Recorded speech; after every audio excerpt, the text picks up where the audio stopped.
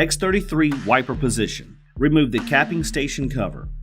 Remove 2 caps and 2 Phillips head screws from the front of the cover.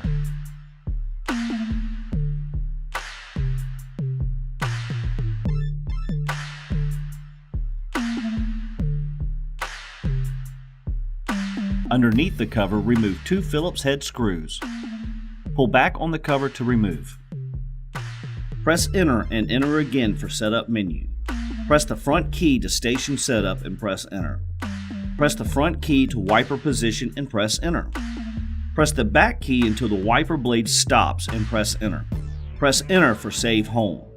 Press the Exit key twice to go back to Wiper Position. Press or tap left key to move the CMYK print head into position so that the print head is centered on the wiper blade.